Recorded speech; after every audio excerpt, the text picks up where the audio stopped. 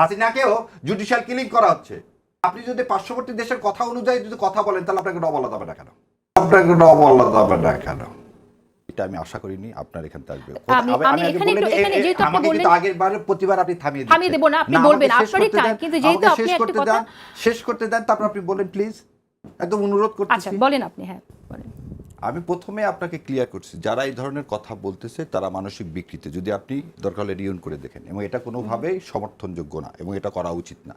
এবং এখানে আমি বারবার একটা কথা আপনাদেরকে মাধ্যমে বলতেছি সারা দেশবাসীকে, যে যারা এই জামাতকে লেভেলাইজ করতেছে, এবং আমি নিজের উদাহরণ দিলাম খালেদ মহিউদ্দিনের মতন, যে এই পারসেপশনটা ঠিক না। এটা যে পার্টি করুক। আপনি কি আমাকে একদিন সময় দিবেন, তাহলে আমি আপনাকে দেখাতে পারি। অবশ্যই আমি আপনাকে সময় দেব, সেজন্য আপনাকে যেমন আমি দাওয়াত দিছি, আমি আপনার দাওয়াত গ্রহণ করলাম। কিন্তু আপনাকে এতক্ষণ খালি বলি, সারা জাতির সামনে এইভাবে একটা দলকে হেয় প্রতিপন্ন করা এটা কখনোই উচিত হবে না। যেমন ভাই, আমি যেমন এখানে এসে আমরা সবাই একটা কি করতে চাই, এই ৩৬শে জুলাই স্পিরিটটা কি একটা সোনার বাংলা তৈরি করতে। এটা কিন্তু শুধু আমি একা না, অনেকেই বলছে জামাত ইসলামের বট বাহিনী আছে কিনা, যারা কমেন্ট করছে তারা তো তাদের প্রোফাইলে গেলে দেখা যাচ্ছে, আমার কথা তাদের প্রোফাইলে গেলে দেখতে পাচ্ছি তারা জামাতের প্রচার করছে। এর বলি হোয়াই জামাত ইসলাম ৭২ সালের কথাই বলি দে, এখন আপনারা তো অনেক কথা বলেন, ৭২ সালে কি লেখা থাকতো? আজকে যে কথা বলতেছেন, আজকে অপশাসন গত ১৫ বছর তো এই কথা বলতেই পারতেন না। আজকে যারা এইগুলো কথা আমরা তো এখানে বলতে পারতেছি, আপনিও পারতেন না, সেটা আপনি কোথায় পারতেন না? আগে বলতে দেন। আমার অপশাসন কথা বলেছি, শেখ হাসিনা ভাই কথাটা শুনেন রে ভাই, আপনি তাহলে খুব আমাদের ক্লিপ আছে, আপনি লাকি যে আপনি লাকি, আপনাকে ইয়াতে নিয়ে যাওয়া হয়নি। আপনি প্রচন্ড ভাগ্যবান যে আপনাকে কোথায় নিয়ে যাওয়া হয়নি, আয়না ঘরে নিয়ে যাওয়া হয়নি। আপনি যদি এই কথা বলেন তাহলে আপনি প্রচন্ড ভাগ্যবান। বাকশালের সময় যেভাবে মানুষকে নিয়ে যাচ্ছে, আপনাকে নিয়ে যাওয়া হয়নি, এটা ভাগ্যবান। আর আমাদেরকে যার দেশ ছেড়ে যেতে হয়েছে, আমরা ভাগ্যবান না। এই হচ্ছে পার্থক্য।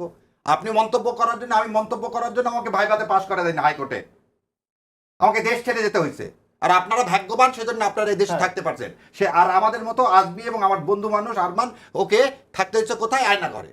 তো এই কথাগুলো আমি এখানে না বলে, সেজন্যই এই তর্কগুলো যেমন আপনারা বলছেন। শোনেন, জুলাই যদি আপনারা ওইভাবে চিন্তা করেন, জুলাই সাধারণ মানুষের ৭১টা ছিল এদেশের আপামর জনসাধারণের, আজকে জুলাইও ছিল আপামর জনসাধারণের। এখানে কেউ পার্টিকুলারলি কেউ যদি কোনো ইয়া নিতে চান সেটা আপনি নিতে পারেন, কিন্তু আমার পার্সোনালি ওপিনিয়ন, এদেশের মানুষ সেদিন যদি রাস্তায় না নামতো, ১৫ বছর আমরা সব রাজনৈতিক দল দেখছি, ইনক্লুডিং জামাত, আমরা ফেল করছি। সাধারণ মানুষ যদি না নামতো, এই মনস্টারকে কোনোদিনই এখান থেকে সরানো যেত না। আমি আবারও বলতেছি, ইনক্লুডিং জামাত, কোনো রাজনৈতিক দল হাসিনাকে সরাতে পারেনি সেদিন যদি সাধারণ বাবা মা এই ছোট ছোট সন্তানের সাথে রাস্তায় না নামতো। সো এই ক্রেডিট না রাজনীতিটা বাদ দিতে হবে। এই অসহিষ্ণুতাটা কেন তাহলে আসলো, সেটা একটু আমরা যদি বুঝি। আপনি একটা জিনিস বলে শোনেন, অসহিষ্ণুতা না, আপনাকে একটা জিনিস দেখেন, জুলাই সনদে ২৭০ দিন সমস্ত রাজনৈতিক দল একসাথে বসছে। এটা বাংলাদেশের ৫৩ বছর ইতিহাসে এর আগে হয়নি, এবং ওয়াক আউট করেনি। গণভোট বিএনপি প্রথমে না মেনে আজকে মেনে নিছে, আজকে গণভোট হচ্ছে। তাহলে রাজনৈতিক দলগুলোর সামনে যে কথা বলতেছেন, আমরা একটা জায়গায় সংস্কার, বিচার এবং ইলেকশন, এই তিনটা জায়গায় সমস্ত রাজনৈতিক দল এক। তাহলে এখানে অসহিষ্ণুতা এই বার্তাটা যারা দিতে চাচ্ছে, তারা আমাদের মধ্যে বিভেদ সৃষ্টি করতে চাচ্ছে। তারা চাচ্ছে না জুলাই সনদ বাস্তবায়ন হোক। ইনফ্যাক্ট আমরা বলি, দেখেন সেদিন সেনাবাহিনীর ইয়াতে খালেদা জিয়ার সামনে আমির জামাত গেছেন, সবাই গেছেন, সবাই কত উৎফুল্ল তুললো। আপনি আজকে মিলাদ পর্যন্ত দেওয়া হয়েছে খালেদা জিয়ার জন্য, আজকে খালেদার জন্য দোয়া মাহফিল করা হচ্ছে, কে বাংলাদেশ জামাত ইসলাম করতেছে। তাহলে আপনি যদি বলেন যে না আমরা অসহিষ্ণু, তাহলে এই কাজগুলো তো হওয়ার কথা না। আচ্ছা ঠাকুর ভাই বলুন, রাজনৈতিক দল ভাবে আমরা একে অপরের জন্য একটা সুষ্ঠু নির্বাচন কামনা করি বলেই আমরা বাইরে যে কথাটা বলা হচ্ছে অসহিষ্ণুতা, এই যে ভাই একটু আগে বললেন না, একটা কথা র বলা যাবে না। আপনি যদি পার্শ্ববর্তী দেশের কথা অনুযায়ী যদি কথা বলেন তাহলে আপনাকে র বলা যাবে না কেন?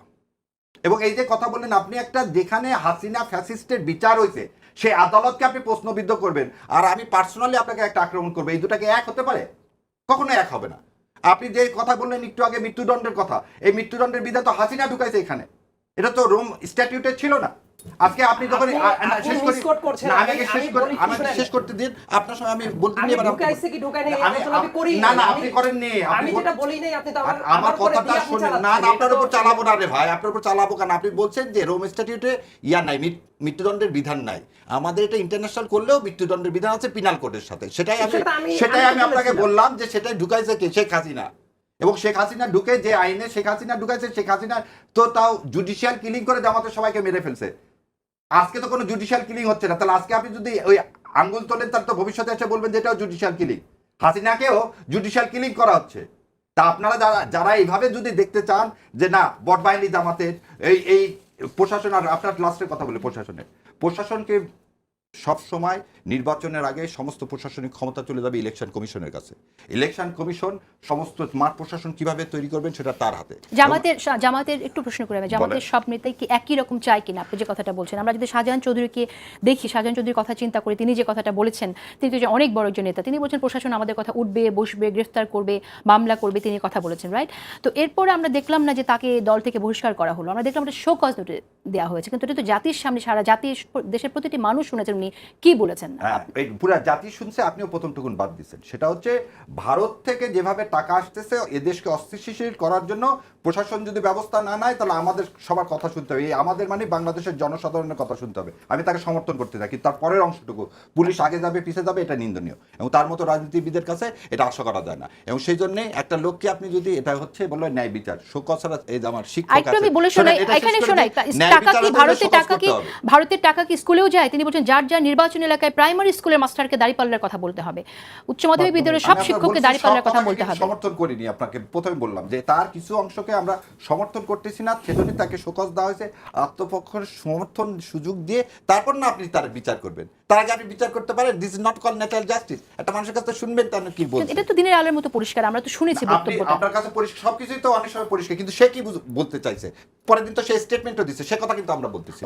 আমরা এই কথা বলতেছি না যে ভারত এই হাসিনার বিচার নিয়ে কিভাবে কতগুলো, সেগুলো নিয়ে কিন্তু আপনারা এখানে আলোচনা করেন না, যে ভারত কিভাবে আমাদের এই বিচার ব্যবস্থাকে কুলসিত করতে চাচ্ছে, হাসিনার বিচার ব্যবস্থাকে, সেটা নিয়ে কিন্তু আপনারা একদিন টকশো করেন না। আপনার শাহজাহানের টকশো কথাটা নিয়ে কিন্তু এক্সকিউজ মি, আপনি কি বললেন শাহরিয়ার কবির? ভারত আমাদের এখানে বিচার ব্যবস্থা কলুষিত করতে চাইছে? ভারত আমাদের হাসিনার যে বিচার ব্যবস্থা, যে বিচার হলো রায় হলো, সেই নিয়ে সেটা নিয়ে আমরা কথা বলেছি, সেটা নিয়ে আমরা কথা বলেছি, আলাদা অনুষ্ঠান আমাদের এখানে হয় না।